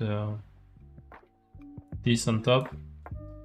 And well, I'm going to do Control to put a mask directly. So when you have a mask, we have seen that you can paint on the mask and it will unhide. And by the way, I want to explain to you that generally I told you that I don't like to paint, like this with with the material. Why? Oops, sorry. Let's click on that. Because when I paint on a material, even if I have like a clean brush, like let's use this one for example, it's done to stamp multiple tab the material and it's not beautiful. So for many reasons, I do this way. I'm creating a fill layer. I'm choosing the material. So we say, for example, this one. And I'm creating a black mask. So to create control, we say like that. And so it's masked. It's here, but it's masked, and then I paint on it. And as you see, what it does now, it's really unhide the material, but I keep all the details and the pattern of my material. So this is great for this first, because it's more beautiful. Secondly, what is great is that it's more performant, because instead of painting the full material, meaning 5 channels, I'm just painting, a mask, so it's way more performant. And most important, the great thing with fill layers is that you can tweak it at any point. I can change the color. I can even change the material if I click. We saw that. So it allows you to be non-destructive and to iterate on your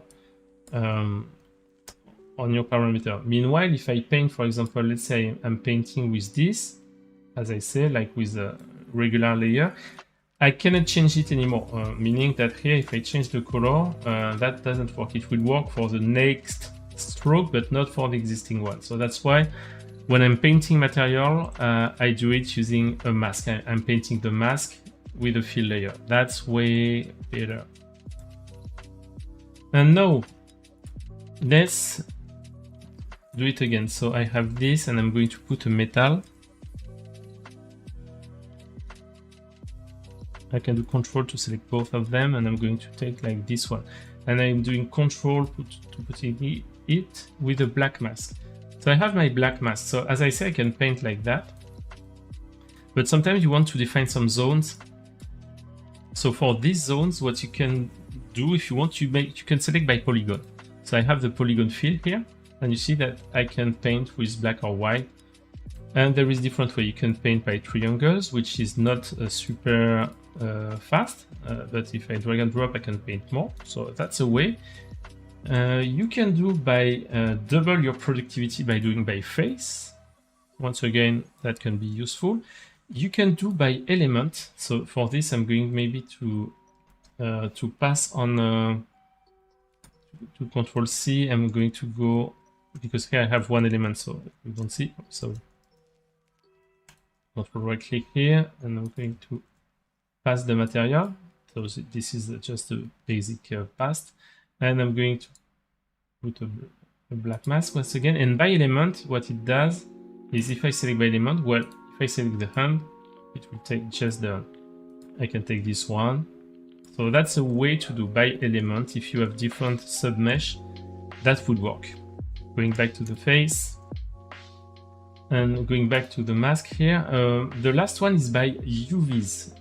As you remember, here we have like a UV map with different UV islands, and you can paint selecting these ones. So let me check. I'm going first. Everything is white. Okay. Here, for example, if I paint here, I have selected just this. I can select also what's inside. and I select this. So this is another way to paint. This is the polygon fill, and this is extremely useful.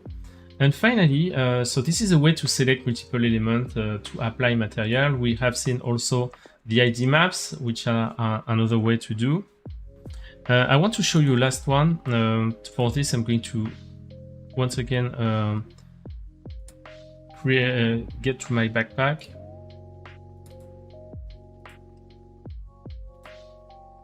Because it has sub-meshes which has been defined. So why it's important? Because there is a way to select. So once again, I'm going to put that, for example, at first to get something. And on top of that, I'm going to put something, another color, like this one, just to see Iron Man style. So I hold Control to get a black mask. Actually, no, I'm going to remove the mask for now, because I want to show you that there is here a way, we talked about it really quickly, is the geometry mask. So remove mask. So now all is red. But what I want to do is to define where to put the red part. So I can go here, and you see that now there are many different parts, and they are which are isolated, and they are all here as well. So if I click on this one, I can remove some elements from it, or I can unselect everything and define where I want some red. So let's say I want just on this, for example, I can click on that, on that, on that. And there is another one here. And it will apply the material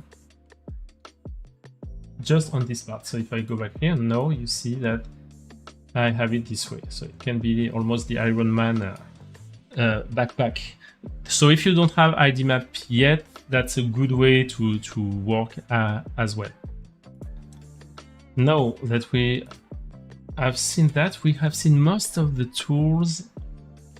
I want to show you how to export. Maybe and don't hesitate in case you have questions, stuff that you want to see in particular. I'm just thinking out loud as well. We have seen all the tools here. We have seen the two kinds of layers. We have seen how to bake. We have seen how TextureSet works and how channels works, which are important. We have seen how to instantiate stuff. Oh, I want to show you something as well, which is very important. Let's take a material once again, something like this fabric. I'm going to put that here. And when you click on a fabric, you have to know that you have different options. So you can add the mask, different mask. We didn't see a combination, but I won't get into the details. You can cut the layer. You can add a color just to organize the layer. And you can add generator, paint, fill, level, and filter. So level is kind of like in Photoshop.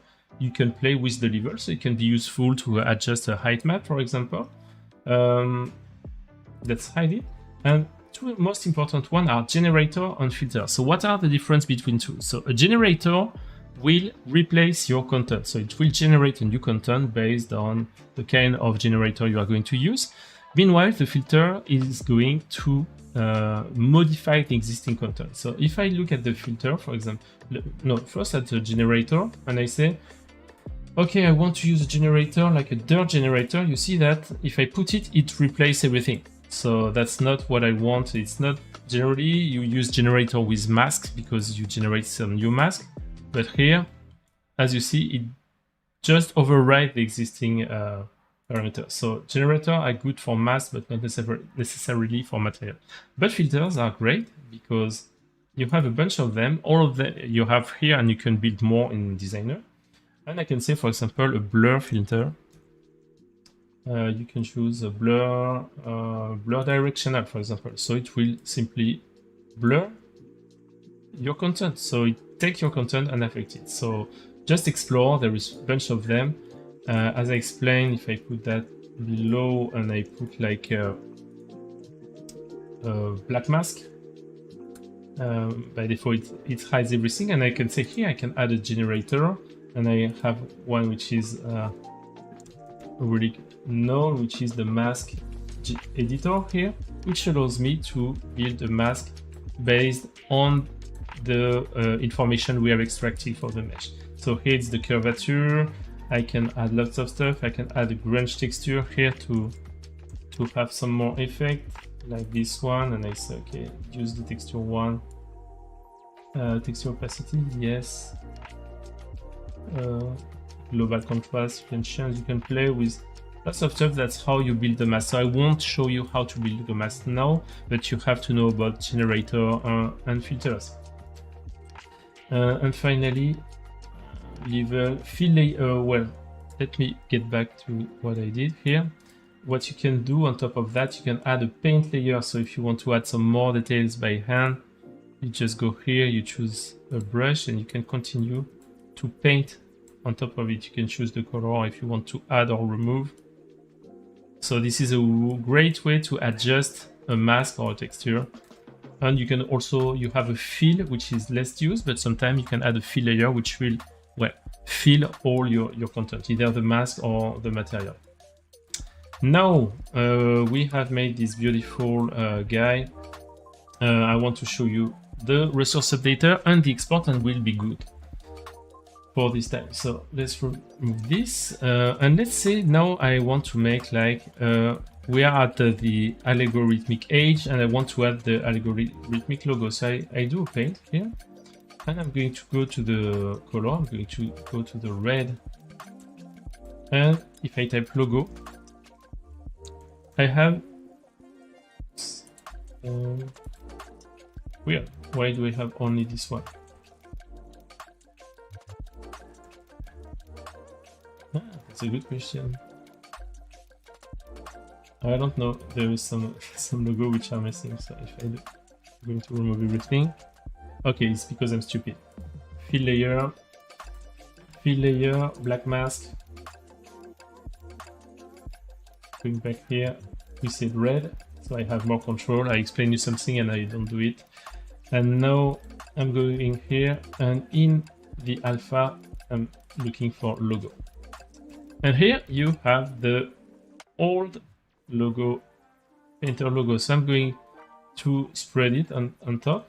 So just changing the angle to something like that, something bigger, and I do a click. I'm going to take this basic hard.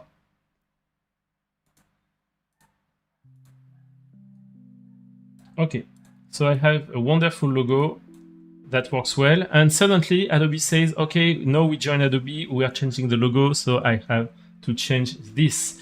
So I could erase, change everything, but there is another way. There is something called the resource updater.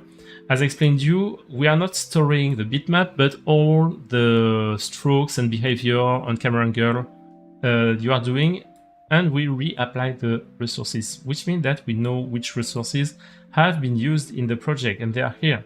So you see, there is the material, and there is even the alpha here. So I can say select new resource. And if I tap logo, I have the new painter logo, and if I do update,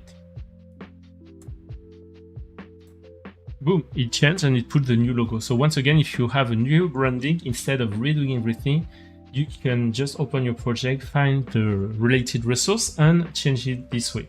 I can even change the material. If someone say you will have a new nylon ripstop, you can do select new resource and find a new one, like this one, for example, and you update. And it should change everything. It doesn't. Why? Oh, because it may have been used in different places.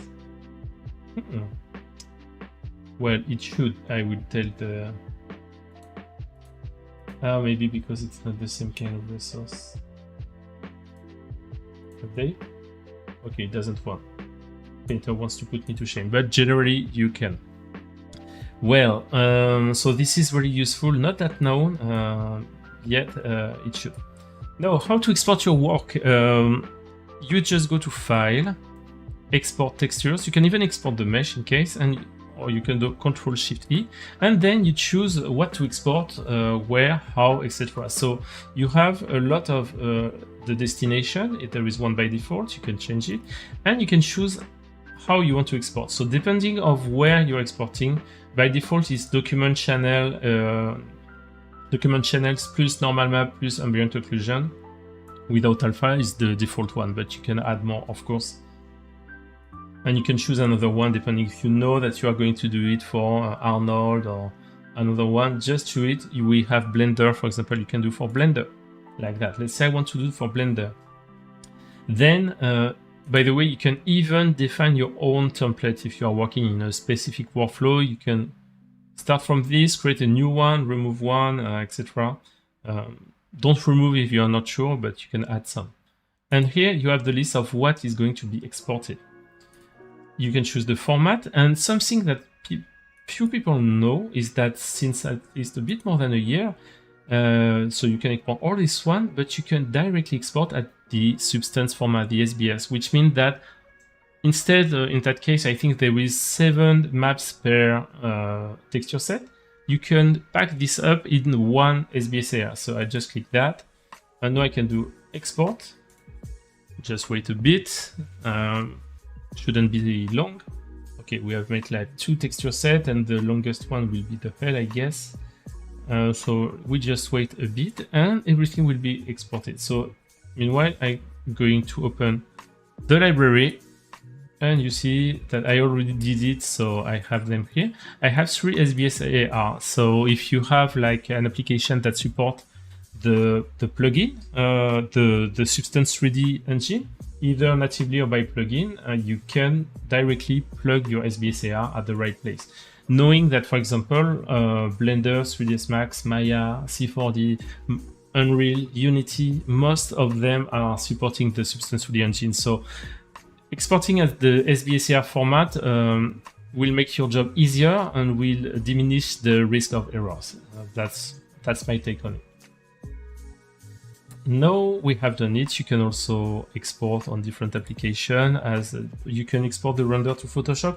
Actually, you have iRay here, which allows you to make some renders. I won't do it now because I'm scared with OBS, but I can send to Substance Stager, and what it will do, it will open Stager. If you don't know Stager, it's our staging rendering app. It's super easy to use, super useful. You have a great render. And when you do export, it's just creating a new scene for me, and it will export my mesh, and it will export all the textures, and you will get them here. Let's go to ray tracing, and now you can start staging everything. Okay, so you get the idea.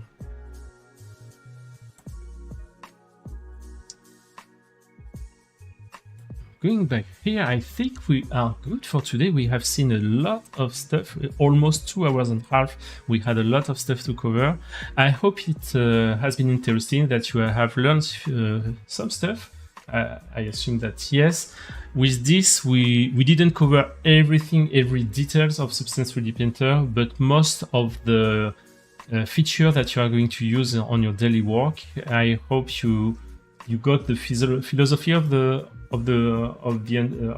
software, sorry, also of the physically based rendering, how it is organized, why it works by channels, and why any layer are holding this information. If you have any question, I'm going to wait for 2 seconds, see if there is some other questions. Thanks Andre in the chat, thanks Maria, thanks Will for your questions and your attention. If you have more questions, you can add it to the comments. Don't hesitate also, if you have some suggestions about new topics you want to see covered, feel free to ask me. Thanks again, and have a great day. Bye-bye.